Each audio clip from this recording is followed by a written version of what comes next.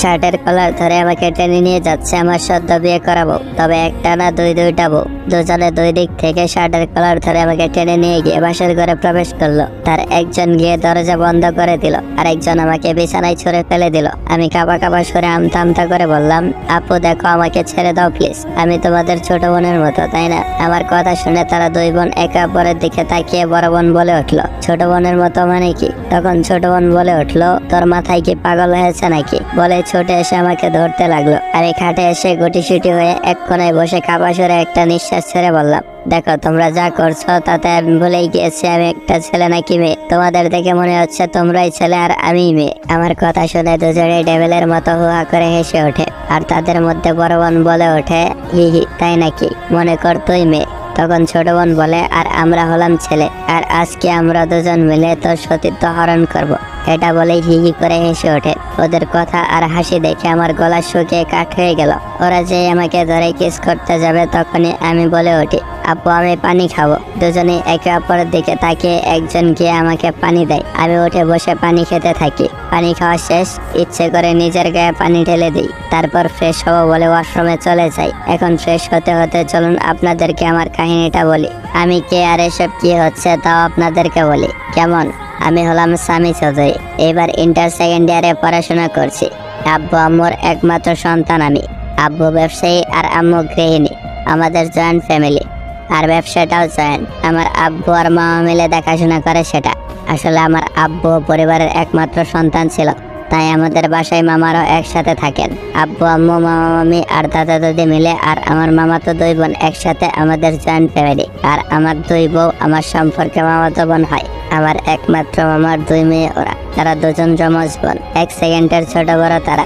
যে একটু বড় তার নাম রাইসা চৌধুরী, আর যে একটু ছোট তার নাম রাফিয়া চৌধুরী। আমি ছোটবেলা থেকেই তাদেরকে অনেক ভয় পেতাম, কারণ ওরা দুজনই আমাকে আব্বু আম্মুর কাছ থেকে শুধু শুধু মার খাওয়াতো। শুধু তাই নয়, সুযোগ পেলে তারাও পেটাতো, কিন্তু মামা মামি আমাকে বাঁচিয়ে নিত।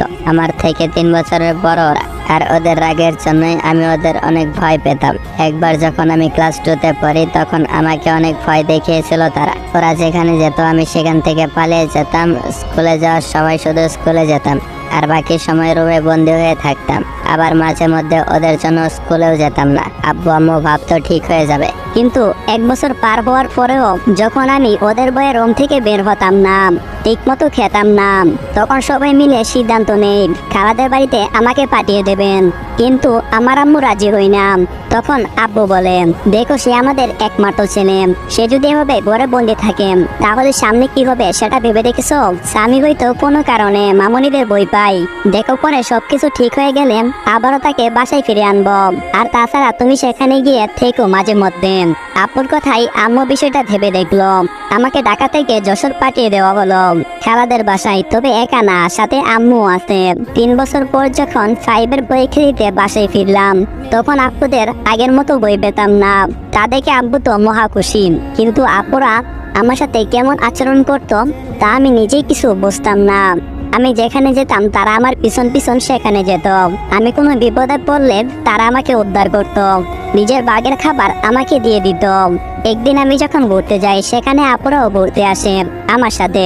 সেখানে গিয়ে আপুরা ফুচকা খেতে চাইল, আর আমাকেও বলে ফুচকা খেতে। তাই আমাকে রাজি হতে বলো ইচ্ছা না থাকা সত্ত্বেও।